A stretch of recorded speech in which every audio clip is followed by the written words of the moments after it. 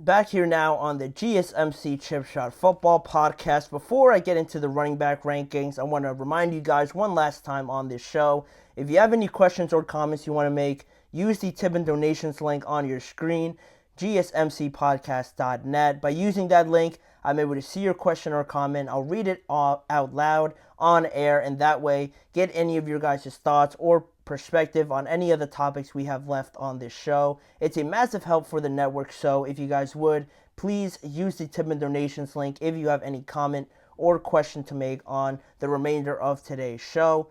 But like I mentioned, moving on to the running back rankings, this time in the AFC West, talking the last division in these running backs mini series that I have had going on so far in these shows. We'll stop lastly at the AFC West, and a very tough ranking on how I graded these running backs, just because there's not a lot of big names per se, and they're all very close in proximity in terms of production and what they offer and projecting them and how well they could be in 2024. So my mindset into ranking these teams was pretty difficult. So without further ado, going into number 4, I have the Las Vegas Raiders. Zamir White there on your left, and their new running back, Alexander Mattison, on your right.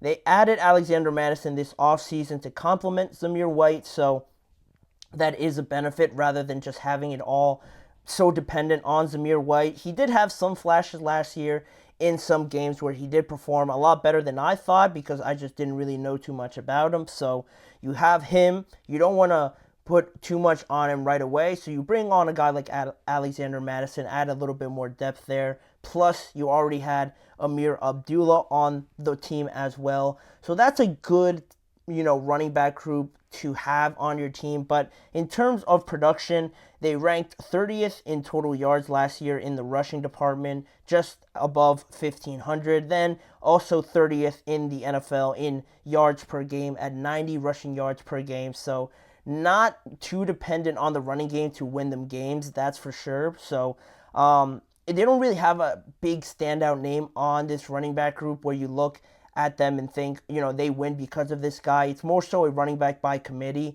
to share the workload and get the best out of all of them. If one's not on his best day and maybe you have another one that is all right, you can try and piece something together from this running back group. Not too much known around them. They don't have a massive reputation built around them in the NFL because they are just sort of getting into that limelight of trying to produce for the Las Vegas Raiders. So not a lot of security there per se. And if you look at this team, especially with how well they drafted and got better at the tight end position and the receiving group, if you compare it to the receiving group, even the quarterback situation on offense, even their offensive line, you would probably say the running back is the least productive or the most lacking compared to the wide receivers and the offensive line and the quarterback. That's just how I see it. The Raiders could maybe get something from this running back group, but you don't really have too much to base it off of. So that's why they are ranked at number 4 for me. Then moving on to number 3, the Denver Broncos. It might be one of the only times they're not ranked at 4 in these position group rankings. But at running back, I really like Javonte Williams there on your left. He had a very good rookie year. He almost recorded 1,000 yards just right off the bat out of college, but then he tore his ACL in his second year, and last year he was sort of coming back. It's not easy coming back, obviously, from an ACL injury right after the year that it happened. I wouldn't know from experience. I've never, fortunately, had that happen to me, but from other times you see it where other players are starting to come back from those injuries, especially in a sport like football.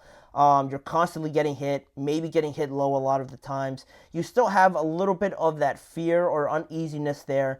And I don't blame for Javonte Williams for a down year last year, but this year just puts a little bit more onus on him to try and perform and carry this backfield, because there's a lot of newness in the quarterback room. You still have Courtland Sutton, but you lost Jerry Jeudy. You bring in Josh Reynolds. There's not a lot of continuality on this team other than Javonte Williams, so he's going to be looked upon to try and lead this team a little bit more from that running back position. But then you look at who you have besides him. That is Jaleel McLaughlin there to your right. He was their second leading rusher last year, and you guys I wouldn't be surprised if you didn't know too much about Jaleel McLaughlin, but that is what they're working with right now. They have Samaje Perine and Audric Estime also on their team. Audric Estime was a rookie they drafted in this year's draft, so they have the numbers, I guess you could say, but in terms of production, just based off of last year, they were ranked around the 15 to 16 range on, or I should say 15 to 19 range in terms of total rushing yards, just above 1,800, and also they averaged 106 yards per game, which again was around the midway point in the NFL. Nothing too special, but I think Javonte Williams just edges it out a little bit for me ahead of the Las Vegas Raiders. And what they could expect from Javonte, I think he's very talented. So this year, now his fourth year in the NFL, I'm expecting that second year jump per se, that he didn't get an opportunity to show out in his second year because he tore his ACL. I think we're going to get a little bit more from him in his fourth year to help out that offense, whether it's Bo Nix or Zach Wilson starting for them. They're going to need a dependable running game to have any sort of success in 2024. Then moving on to number 2, speaking of being healthy and ACLs and just having a healthy season finally, really at the end of the day, we're going to go on to the Los Angeles Chargers. That man on your right, talking about ACLs, J.K. Dobbins has to stay healthy this year.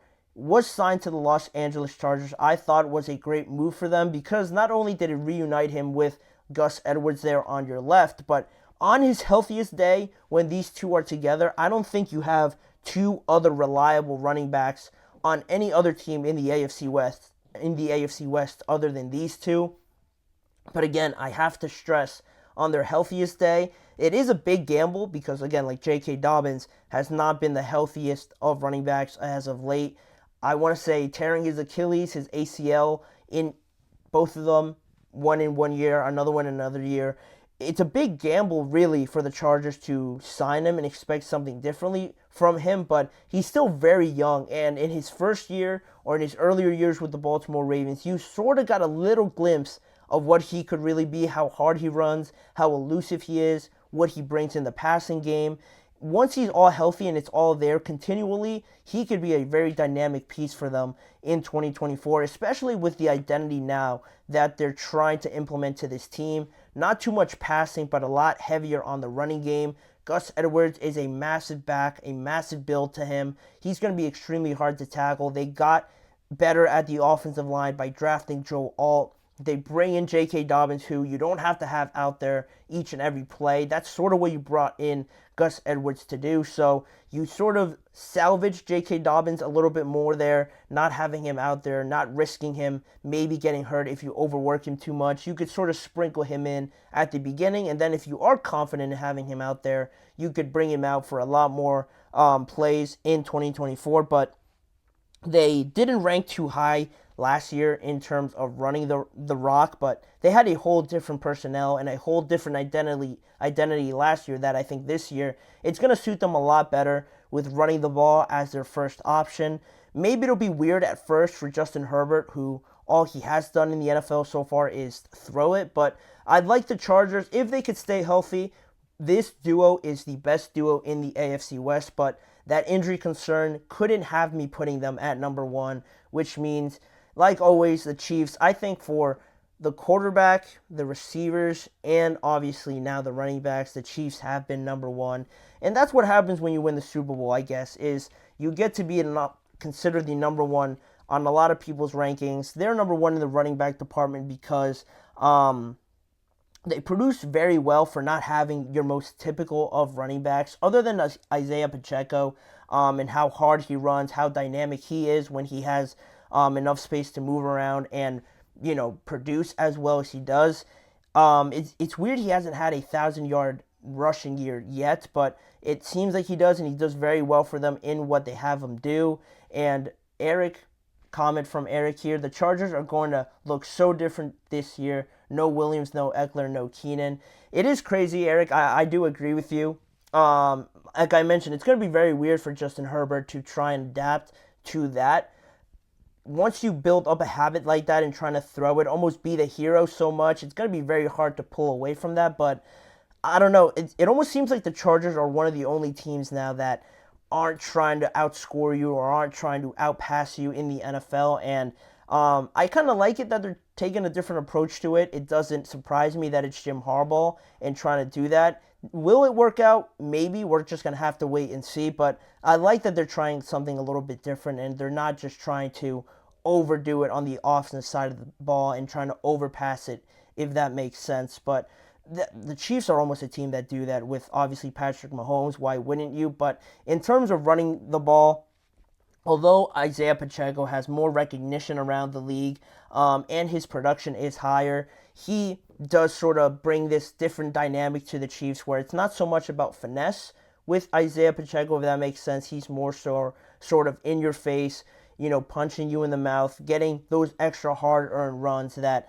I don't think much of this Chiefs offense is revolved around that, so that is something that he brings. And then you look at Jerick McKinnon there in the middle and Clyde Edwards-Helaire, not the most productive runners, but in the passing game and out of the backfield, and just how Andy Reid uses them in his system, they fit perfectly for the Chiefs offense. And even though they're not out there every single time, they do seem to just pop up in the most crucial of points, again having to do with his Andy Reid system of all the motions and the just trying to confuse the defense before the snap of the ball with who's in the backfield, who's lined up where. It's very interesting how they do it, and all three of these guys play a prominent role into that. And if they don't produce the highest of rushing numbers, it doesn't really matter with the Chiefs because you can't really fault a team that won the Super Bowl doing it this way. It's hard to do it.